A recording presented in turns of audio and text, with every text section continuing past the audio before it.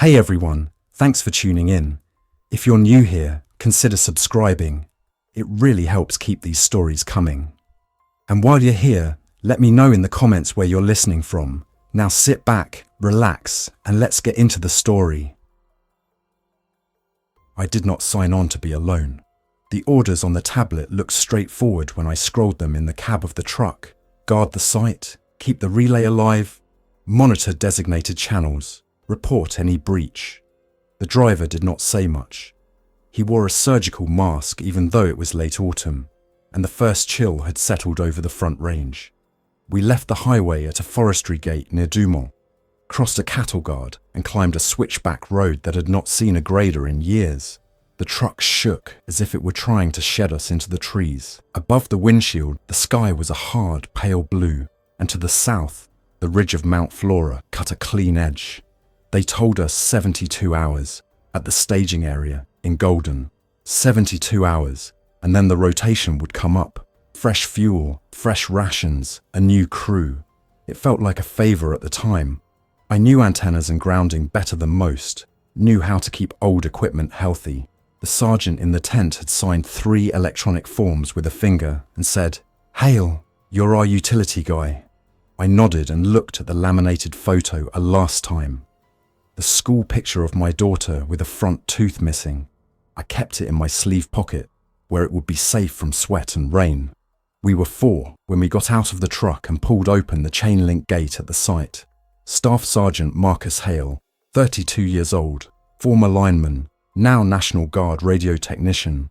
Sergeant Michael Adler, a straight-backed infantry type who had done 2 deployments and wore his cap square. Specialist Rivera, barely 20, a medic who kept her pack tight and her eyes forward. And Private First Class Kincaid, who had been a mechanic and still smelled faintly of coal diesel and hand cleaner. The place looked like every Cold War microwave facility I had ever serviced, and yet like none of them. The original concrete building was a windowless rectangle, set into the hillside and painted a colour that must once have been olive. The ridge rose behind it to a steel tower, guyed on 3 sides, which had sprouted modern equipment over the old dish mounts, panel antennas, a parabolic grid, a whip with a lightning rod spike, and, lower on the mast, a small wind turbine that turned lazily in the breeze. A more recent building sat 20 meters away, a single-room cabin with a stove, 2 bunks, and a door you could bar from inside. Between them, a protected cable trench ran from rack room to tower base. A diesel generator shed hummed to our left. The view from the crown was the sort that made your chest feel larger, the highway glinting in the valley, the distant white line of the Continental Divide, the kind of clear air that sharpened every sound. Adler handed out assignments. "Hale, inside with me. We inventory the rack room and the keys. Rivera, Kincaid, set perimeter markers and check the fence. We keep the truck staged outside the gate, nose outward. If anyone comes up this road, we meet them at the bend." Rivera nodded and took a coil of paracord and the motion sensors from the case. I noticed she had wrapped the paracord with coloured tape at 2-meter intervals. "Pre-measured," she said when she saw me looking. "Saves guessing when we drop them." The generator had fuel for 2 weeks if we ran it hard. There were solar panels on a frame half a field away, angled to catch the low sun. They fed a battery bank in the rack room. Lithium iron phosphate, a modern upgrade, big blue blocks wired with heavy copper bus bars. A little display told me they were at 83%. The wind turbine could add a trickle in bad weather if we kept the bearings happy. The microwave link to the east was strong, a steady bat of indicator LEDs. The link to the west was weaker. I made a note and told myself I would check the coax with the analyzer later. On the main rack, a Harris radio sat in a case with an encryption module slotted in, the fill cable coiled neatly, the handheld keypad device in its foam cutout. Adler watched me check it with the patience of someone who does not need to know how the sausage is made, only that it is made, and on time. "Choo, orders are to keep the uplink on, route traffic when it comes, and maintain channel discipline," he said. His voice, soft inside the bunker, rode over the hum of fans. "No chatter. We stick to the schedule. Check-ins at 0700 hours, 1300 hours, and 1900 hours. Emergency signals at any time. We are not rescuers. We do not leave the site unless there's a fire or a breach. Understood, I said. If the battery bank gets low, I'll cycle the generator in the afternoon so the panels can top it off. Less stress on the inverter. Adler nodded like a man accepting that water runs downhill, and there is no reason to argue about it. He had the truck keys hooked to his belt and a notebook in his pocket, even though everything was digital now. He also carried a plain wedding band on a cord around his neck. I pretended not to notice. The first night, we stood in a row on the narrow porch of the cabin and watched the valley. Smoke lifted from the direction of Idaho Springs and flattened against the cold air. A bruise on the horizon. The highway looked wrong, too quiet. The lights intermittent. When a pair of tractor trailers came around the far bend, their headlights ranged like search beams, isolated in a blackness that had swallowed the familiar points of exit signs and house windows. At 2000 hours, we barred the cabin door. The stove burned pine that smelled of sap, and Rivera made a pot of instant coffee so strong it grabbed the back of the throat. The clock on the wall ticked with an old, comforting sound. Nobody talked about what we had all seen scrolling on phones in the tent in Golden. Emergency alerts, then official statements asking for calm, then the night footage that made the breath go out of a room. At 0700 hours, the next morning, Adler ran the first check-in, his voice clipped and clear. The call sign we had been assigned sounding strange in that small space. The reply was automatic and professional. The voice I heard might have been a staff sergeant at a console in a bunker with fluorescent lights. It could have been pre-recorded. It could have been a private with a headset who had been up for 18 hours. It did not matter. We had spoken our line. The other end had spoken theirs. The link was alive. The truck rolled away at 9. The driver leaned out his window and said, 3 days, gentlemen, Mum. He tapped the roof, a signal I had used 1,000 times to tell a co-worker a load was strapped tight. Tires reached the cattle guard, rattled over it, and then their sound was gone. The gate clanged shut. The silence after was a thing you could pick up and weigh, and for a long breath, none of us put it down. We settled into the routine, the way you do when you arrive at a storm shelter and decide to sweep the floor because you cannot stop the wind. I tested the grounding at the tower base, tightened a loose clamp with frozen fingers, and gave the wind turbine a thin ribbon of lubricant where the manual called for it. I checked the solar charge controller for proper float voltage, adjusted it 1/10 of a volt to be gentler on the battery bank in the cold, and put a gloved hand to each breaker to feel if any were hotter than they ought to be. Kincaid inventoried the fuel drums and found 2 weeping slowly at the seam.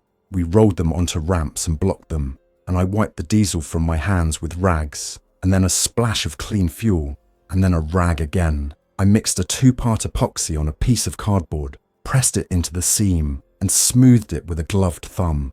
It would hold if the temperature did not drop too fast too soon. Rivera set trip lines at knee height along the fence where it thinned into timber. Old beer cans hung with nails to rattle if they moved.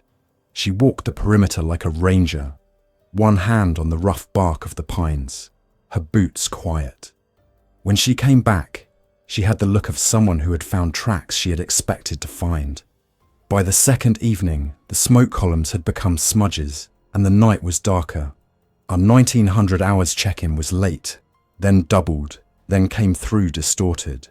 Adler switched the relay to the alternate channel pair, and we listened to static chatter that had nothing to do with us and everything to do with the country we lived in. A county dispatcher asking for more ambulances that would never arrive. A hospital requesting law enforcement presence in an emergency department lobby. A calm voice repeating the words shelter in place and avoid contact and do not approach. At 2200 hours, Adler said, "We rotate sleep. Hale, take the first rest. You know the equipment. If something pops, you'll be up anyway." I lay on the lower bunk facing the wall. I did not undo my boots. I put the photo of my daughter on the pillow so I could see it with my eyes half closed and half open. The stove ticked as it cooled. The wind tapped the edges of the siding. I woke twice, thinking I'd heard a vehicle on the road, and each time it was the turbine's tail vane ticking back and forth as the wind shifted. In the morning, I warmed my hands around a metal cup of coffee and tried to call my ex-wife. The call did not go anywhere. The screen spun and then said what we already knew: network unavailable. On the third day, our briefed final day, the squad leader walked to the far corner of the fence line to check a point of disturbed snow by a rock outcrop. He told Rivera he would be back in 20 minutes, half an hour at the outside. He did not take the radio. The sun was bright and the ground had a grainy crust that made every step loud. At 20 minutes, Adler said nothing. At 30 minutes, he stood, put on his cap, and looked in the direction the leader had gone. At 40 minutes, he swore softly and said he would go as far as the corner and no farther.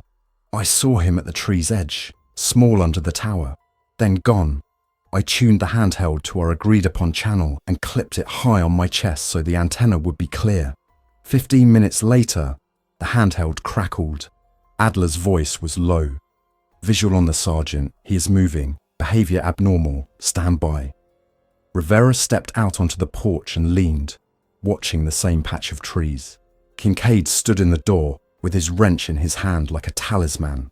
I listened to the handheld in my sternum. The static rose and fell with Adler's breathing. Eyes on me, Adler said, and that was not for us. I heard boots on crusted snow, slow steps. Sergeant, stop, identify. More snow. Sergeant, halt. The radio cut. Then it opened again with a sound that I'd heard before in a field at night. A muffled body striking dead brush, and I did not wait for the rest. I went to the rack room, put on my chest rig, slung the carbine I had zeroed the day before, screwed the suppressor until it was snug, and grabbed the medical pouch. Rivera, I said, with me. We moved along the inside of the fence, following the trees, and came to the corner. Beyond, a narrow game trail cut the hillside. Adler stood with his rifle at low ready. The squad leader shambled down the trail toward him, boots knocking the dead branches of the trail's edge. He lifted his arms as if he were reaching for a rung he could not see. Adler's voice, ironed flat, said, "Sergeant, stop now." The squad leader took another step. There was a sound between a groan and a breath, and a word that did not finish. The skin of his face had a colour like wax left in a car on a cold day. Rivera stepped to my side, her hand on my sleeve. "He's not with us," she said, and then, to the empty air as if for the record, she said, "Possible infection." What you do with familiar people when they are no longer the same is always harder than anyone tells you. I had learned that in a different way long before. Adler took a breath and brought the rifle to his shoulder. The shot from the carbine was more a cough than a crack with the suppressor on. The sound went into the trees and did not return. We moved forward, careful of the slope. When we reached the squad leader, he was still, his cap in the snow, his eyes open and unfocused. There was no blood in the way. I had seen it 100 times at accidents on the highway when I used to be first in the line crew truck. There was no drama to it. He had been alive, and then he was not. Rivera touched his wrist and then his neck. She did not say the thing you say when there is nothing more to do. She simply looked up at Adler, who had not lowered his rifle, and nodded once, and then she went to work on the thing she could still change, which was our safety. She used sanitizing wipes on her hands and changed gloves and put the used ones in a bag. She looked at the marks on the squad leader's forearm, the kind you get when you reach into brush and something living and frightened is in there and afraid of your weight. I found myself counting his breaths, and when I reached 0, I kept counting to make the math even. We moved him to the far side of the fence and covered him with a tarp. The ground was too hard to try anything else. On the walk back, Kincaid leaned against the cabin wall and wiped his face with the heel of his hand. "I'm not cut out for this," he said to the wood grain. He was not complaining. He was not asking for permission. He was reporting a fact that the world had made true in front of him. Adler ran an old-fashioned head count. 3, he said. Then, as if the word had a who in it, he said our names. Hale, Rivera, Kincaid. Saying names makes people real again for a second. He put his hand on the notebook in his pocket and did not take it out. We wait. We stay on schedule. The truck did not come back on the third day. At 0700 hours, a voice answered our call sign without any colour to it, and then did not answer when Adler requested a fuel resupply. At 1300 hours, the voice was a different one, too fast, saying words that felt like they were passing through a filter.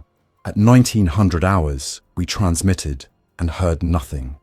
I ran a quick check of the antenna path, swung the dish ever so slightly, enough to tickle the RSSI on the screen, and brought it back.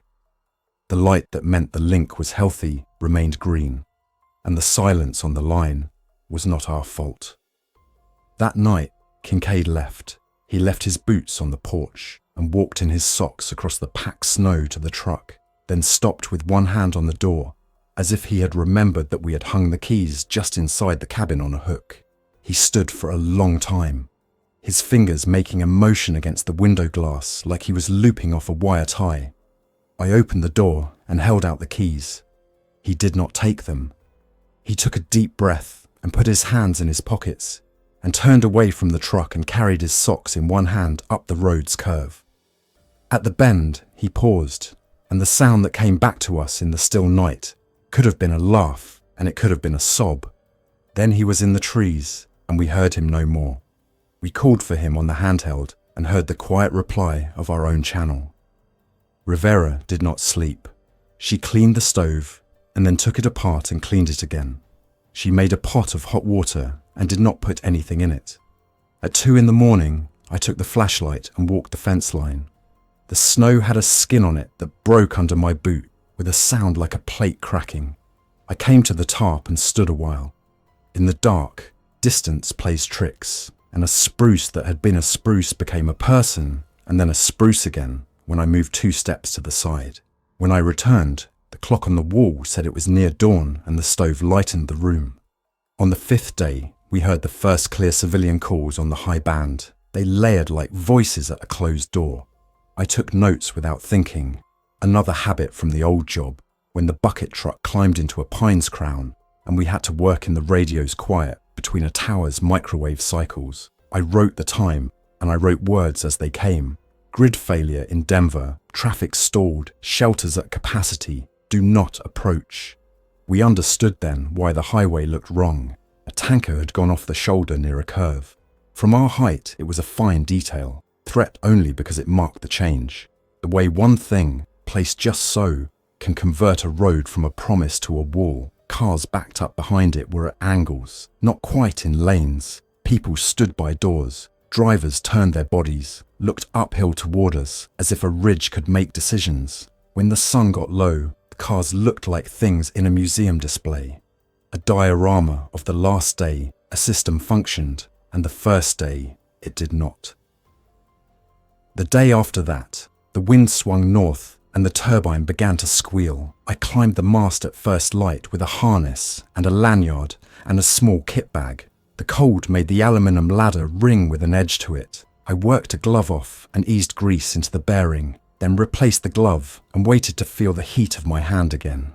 Down below, Adler stood with his hands on his hips, boots planted, and watched the road with that fixed expression I had seen in people who have come to a line and cannot step backward. Rivera rationed the meals. She cut the long bars in the brown packets in half and stacked them like tiles.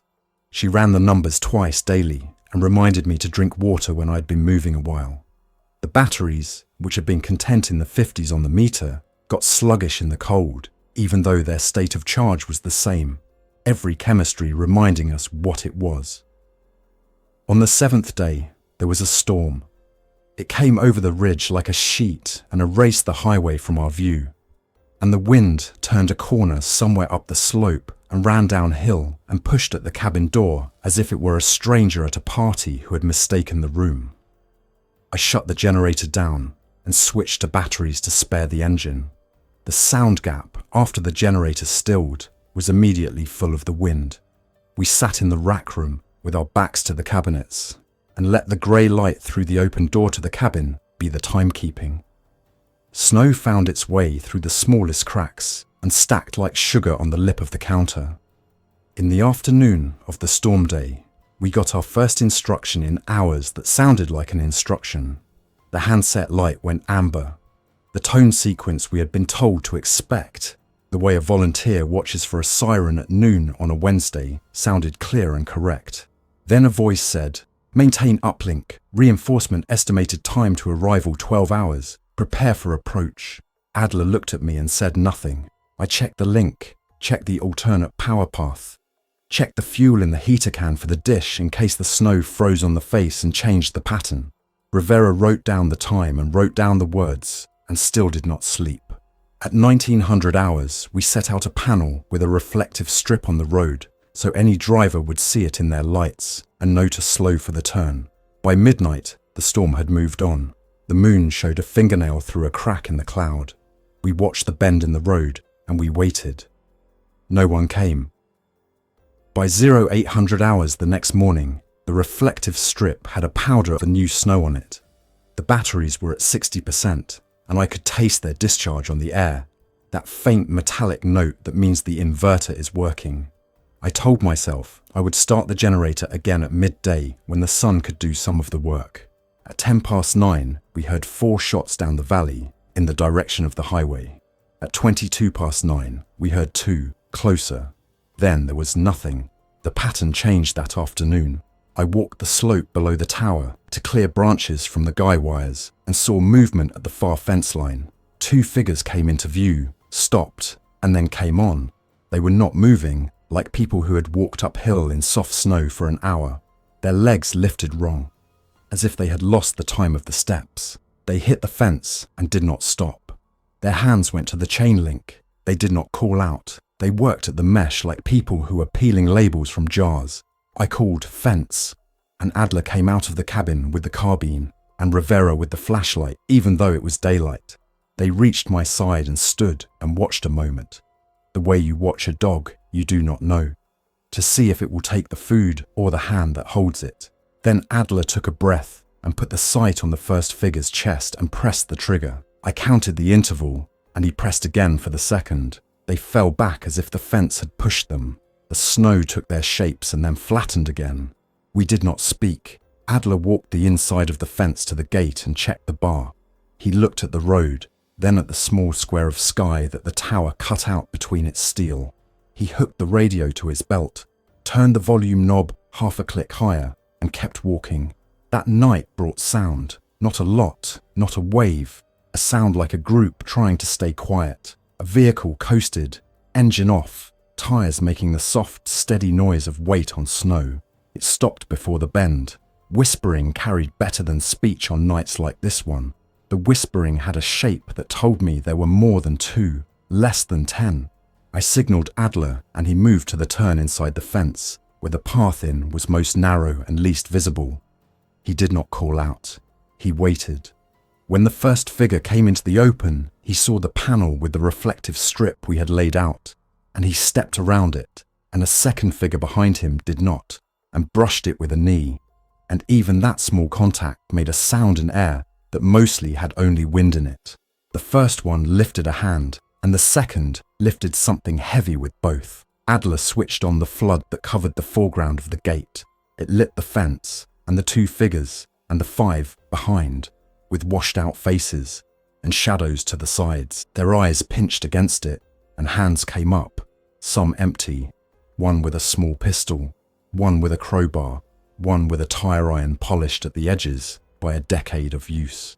Adler spoke in the tone that coaches use in the last seconds of a game. "This is a restricted site. Back away from the fence. We will not open the gate." One of the figures said, "We saw your tower. We saw the power. We need the generator. We have kids." A different voice said, "We just need a radio. You are government. Call somebody." Rivera stood behind the wall where the MRE boxes were stacked and rested her hand on the radio that could reach the valley. She did not lift it. "I cannot open the gate," Adler said. "We have a mission." "You have food," said the person with the crowbar. "We saw the truck days ago." The person with the small pistol looked past the gate at the cabin and then at the rack room where the generator's fuel drum was stacked. His arm changed angle by a degree. Adler noticed and did not move the rifle. "Do not do that," he said. "Back up." Silence opened, and they did not fill it with anything helpful. The one with the crowbar looked over his shoulder, and the two in back shifted weight, and the one with the pistol thought about the distance between his hand and the trigger and what it would do and who else it would wake. In the end, they left, the way a storm leaves, one step at a time, with a check over the shoulder, as if to ask if we had changed our minds. That night, 3 voices came over the air in a row. The first said the base was compromised and personnel were evacuating.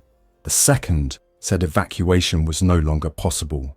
The third repeated a phrase I would hear in my head for the rest of my life whenever a door swung shut in a wind. "If your position is compromised, do not fall alive." I went outside alone because the room's air was too small. The moon had a ring around it. I could see the highway again, a line of dark shapes set at slight angles. Far to the west, there was a glow that could have been a town and could have been a fire and could have been hope if I were in a mood to lie. I thought about the voicemail that had arrived when I was in the tent in Golden and had not played because I was about to get into the truck, and I wanted to save it for when I could sit and listen. I thought about how many little moments of my life I had told myself I would get to when the world slowed down. I pulled my glove off and touched the steel of the tower and felt the heat of it radiating from the midday sun. The structure hummed, and the hum was the sound of a system that, for now, still spoke to another system. From then on, each hour was shaped by small tasks. People romance survival the way they romanticize a profession they have not done. The truth is that it is work. It is twisting a clamp a quarter turn because the feel of the threads is too light. It is filing the burr off a connector because it will cut insulation if you do not. It is testing the battery bank with the same careful exactness each day so that when it finally fails, your hands already know where to go. I cleaned the blade of the wind turbine when frost made it sing. I replaced a fuse with a slow blow one, drawn from a little drawer that someone before me had labelled with tidy handwriting. I tightened the guy at the southeast anchor when the wind's angle changed and the mast shifted 1 degree. I found the seam of the leaking drum had held. Rivera rigged a new filter bag inside a clean bucket, and we melted snow in the pot and poured it through, and then poured it through again just to be safe. She wrote the date on everything we opened, and how many meals it yielded, and how many we had left. She took my temperature in the morning and the late afternoon, and wrote that down too, a thin graph on a page. She asked me if I had a cough. I told her I did not. I told myself I did not. Adler watched. People like to imagine the one in charge is always moving, always talking. Adler was the kind of leader who knew that stillness is a job too, keeping your body pointed at the correct thing for a long time. He made a set of signals with the flashlight that he shared with us, so we could move across the open ground between buildings in the dark without saying a word. He ran the check-ins even when no one answered, clear and precise and on time, because schedules are ropes, and you keep hold of the rope even when the thing at the other end stops pulling. On the 9th day, I heard a beacon on a frequency I had been scanning with half an ear. It was faint, and it fought with the wind in the wires, but it was there. The words were formal and simple, a region name, a code that matched the list in the binder on the shelf, and told me the origin was somewhere north-northeast. The name meant a mountain facility that had been built when our parents were young and had been maintained when we were born and left running like an old generator that a town cannot afford to replace. It meant someone up there had power. It meant someone had a hand on a microphone. I wrote down the time and the way it faded and the way it came back and the gap between those things. And then I did what I always do when I'm afraid of a thing like hope. I tested the equipment again to make sure it was not a trick of the room. Adler came and stood behind me and said nothing. We listened like kids outside a door.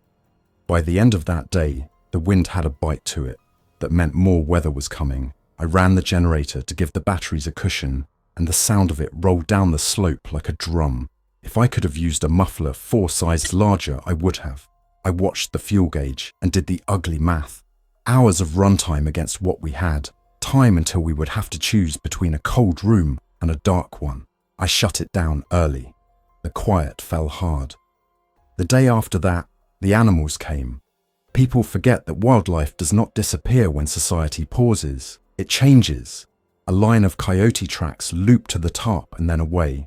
A bull elk stood in the road where it curved and watched us for a minute, and then wandered off with the regal disinterest of a monarch who has found that his court is now an empty room.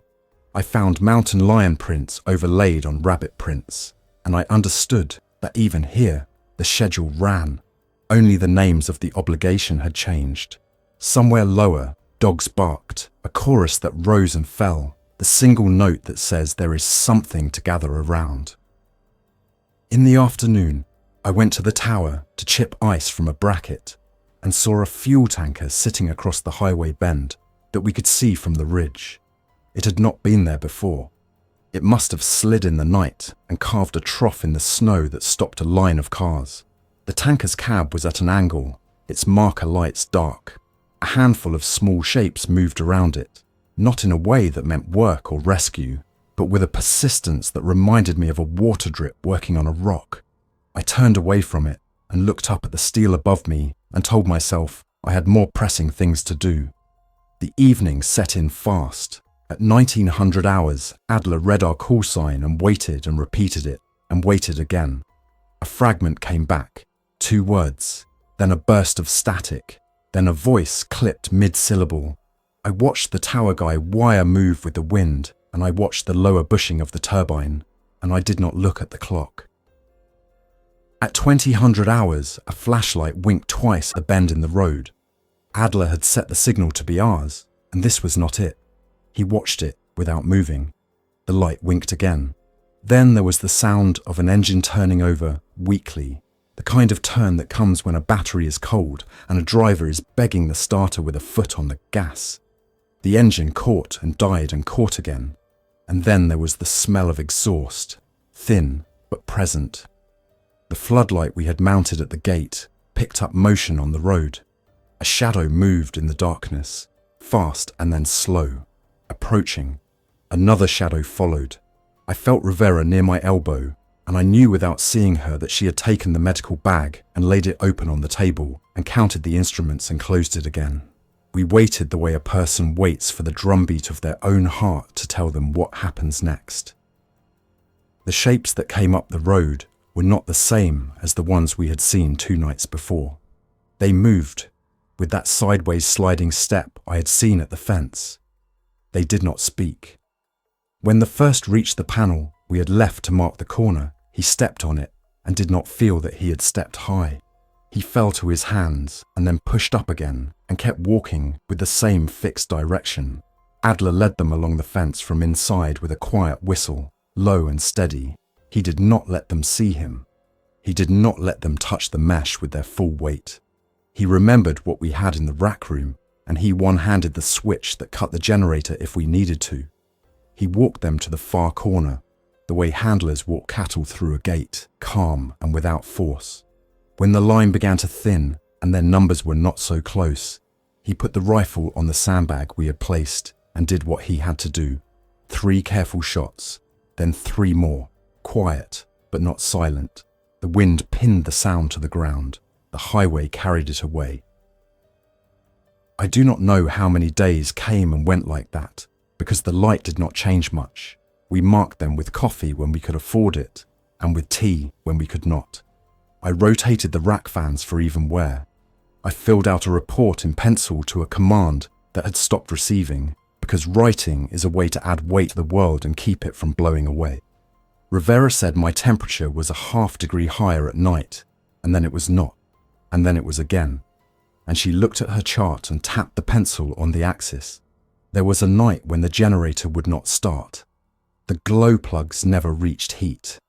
I took the cover off, and the wind took the first bolt out of my hand and carried it under the shed, and I had to lie on my side with my arm in the cold mud to reach it. And when I came up, Adler had his hand under my elbow, not to pull me up, but so I would know I was not the only thing bearing the weight. We cycled the fuel pump by hand and bled the line and tried again and listened the way one listens to a baby learning to speak for the first time when the vowels do not land yet. The engine caught, then coughed back a white cloud, then settled. I let it run a minute and then loaded it gently with the inverter so it did not stall. We stood in that foul, warm air with our eyes watering and nodded to a thing that would not nod back. On the morning when the batteries were getting thin and the clouds were low and the panel had the skim of snow on it from the night, and I had not yet decided if I would restart the generator or push our luck, the radio's light went amber again. The tone sequence played. The voice that followed was different from any we had yet heard. It was tired, and it was still trying to be an upright thing in a room full of chairs knocked over. "Maintain uplink," it said. "Reinforcement estimated time to arrival, 12 hours. The number was repeated. The words were the same. The voice was almost the same, and not quite. I cleaned the rifle. I set out the road markers like a runway so they would be impossible to miss. I climbed the tower and knocked a rim of ice off a bracket so it would not creak and make noise that would spook me into thinking it was something else. I wiped the dust from the rack room console because if people were coming, I wanted the place to look ready. I took the cloth to the cabinet doors and made circles, and I made them even. No one came that day or the night after. On the day following, the wind swung around and brought with it a smell that was not pine or diesel. It was the smell of a place that has been warm and is now cold. I took a walk around the building and checked the seams, and when I came back, the look on Rivera's face told me she had heard a thing I had not. A low scrape at the hatch to the rack room, then a quiet, steady breath through a space where the door did not meet the frame perfect. Adler killed the generator. The sudden dark had a boundary to it. We stood with our eyes wide, counting. We listened past the sound at the hatch for one above it. The radio kept its whisper, then stilled. The breath at the hatch stayed. It had a patience I've heard in hunters' blinds and in long hospital corridors. I put my hand on the door where the crossbar was. I felt something through the wood in my palm that could have been the vibration of the wind outside and could have been something else. We held the room. We spoke in signs. We measured our air with our chests. The battery inverter beeped once, a polite reminder, like a dinner bell at a farm injury site. I hit the silence, and the beep did not return, because I had told it I knew the truth already. Time lived in there for a while. The scratch at the hatch came and went. The breath came and went. Sometimes feet moved away, and others took their place. The radio came alive with static, and then with a voice that had to push through static to find us. It said the phrase about not falling in the way that a person says, an old saying they learned a long time ago. And that was how I knew it was someone who had said it 100 times that day, and would say it 100 times yet. Rivera put a hand on my sleeve. Her fingers were warm. When the inverter reached the low point, I cut the radio gear to save what we had for the lights in the hall and the rack air for when we would bring it back. It is a searing thing to turn off the tool that has been your only proof you are not the last person standing. It makes the room larger and it makes it smaller at the same time. I heard the breath at the hatch again. It sounded calm. It sounded focused. It sounded like someone who had realized that a door is a puzzle and that puzzles can be worked if you only apply enough steady patience. Adler leaned his forehead against the concrete block wall. He mouthed a number to himself and rolled his shoulders. A little laugh escaped him without permission. It was not humor. It was pressure leaving a system. He turned, looked at me, and said very quietly, "You have a daughter." I nodded. "Phoebe." "You have her picture." I touched the pocket where the photo lived. "Yes." He considered that, then nodded as if I had answered a tactical question, which in a way I had. He put a hand on the radio case, the place where the latch cinched. "When we turn it back on, you will speak first." I shook my head. "We cannot waste draw on the transmitter. We will have time for one transmission," he said, "and then one on the backup after we turn it. That gives you two." "What will I say?" You will say what you want heard if someone finds the file later. You will say the truth." He sat then, on the floor, his back to the rack, and he took the wedding band from the cord and turned it in his fingers. He did not put it on. He did not kiss it. He put it back on the cord and under his shirt, as if its place had always been there. Rivera looked at us both and then at the door, where the small sound came again, and then she took the medical bag and lay it near the inner hall and laid the flashlight on top, and then she sat cross-legged and closed her eyes for 3 breaths. I could tell they were 3 because she had a way of counting things. She opened them and nodded at me. When the time felt right, not because a clock told us so, but because the air changed in that small way. Air changes when a pressure front moves through a room. I flipped the breaker on the inverter and the radio gear whirred to life. The fan spun and leveled. The light on the control panel went from dark to pale green. I keyed the mic and said our call sign, and the code phrase for recorded message follows. And then I said my name. I said where we were. I said what we had done to stay in place. I said which channels were down, which were up, and that our link was good if someone wanted to throw a line across the canyons and speak. Then, because Adler had looked at me the way he had, and because I knew that neither of us might have another chance to tell our own story into the air, I said a last thing to my daughter. I kept it short, because there is no speech that makes more than a dent. I told her I was trying, and that I would keep trying, and that good people were with me. I said I hoped she would find good people too, and that she should trust anyone who listened more than they talked, and who did their chores without being asked. I released the key, and the fan spun for a while longer, and then I threw the breaker back to save the remainder for lights in the door, and the moment I knew would come. Adler picked up the carbine and checked it the way a person checks a door before they go to bed. Not out of fear or superstition, but because you learn which pieces of the world need a hand once in a while, and you have decided to be that hand. Rivera stood behind the concrete half wall that separated the rack room from the hall, and placed her foot where she could push quickly if she needed to. The first impact on the outer door was not a crash, it was a testing push. The second was not much larger. The third was different. It had the weight of multiples finding the same beat by accident. The hinge bolts creaked, the bar bent in its saddle by a degree. I put my hand to it, and I felt the force, and I let myself become steel for a second, not because I am steel, but because sometimes a person can be what a thing needs, if a thing cannot be it for itself.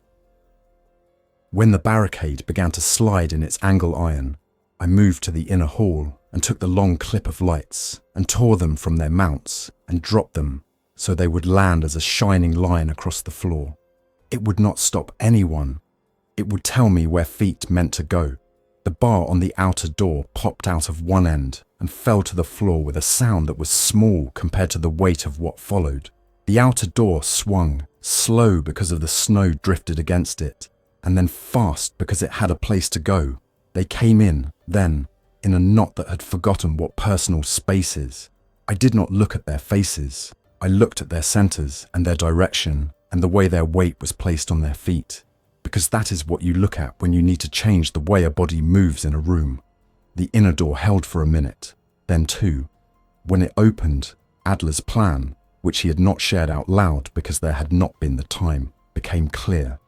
He had angled a steel cabinet on its side to create a funnel in the hall that we could control, and he had placed sandbags in a way that used the weight of the floor better than the weight of our arms.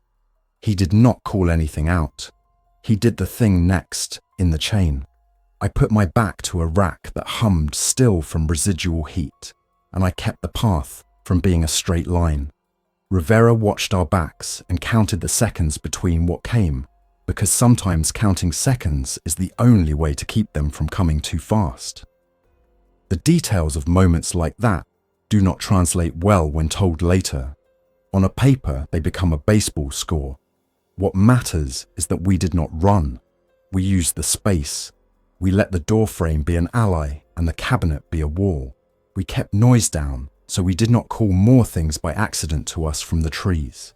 We did not lose ourselves to the rush that would have made poor decisions look like good ones. We worked. When there was a gap, Adler put his hand on my shoulder. The pressure of it was not a gesture, it was the weight of a moment shared. And he looked at the rack control and then at me. I knew what he meant. I moved to the panel and flipped the breaker and keyed the mic and spoke one more time, short and clean. Site compromised. Uplink will hold if you can find us. I do not know how long we kept the hall. Long enough for the batteries to cry for help again. Long enough for the light in the cabin to go down to a tone that made the edges of things soft. Long enough for the breath at the door to be replaced by quiet. When the last sound in the hall was ours, we stayed still a long time and listened harder, because silence after chaos can be a trick.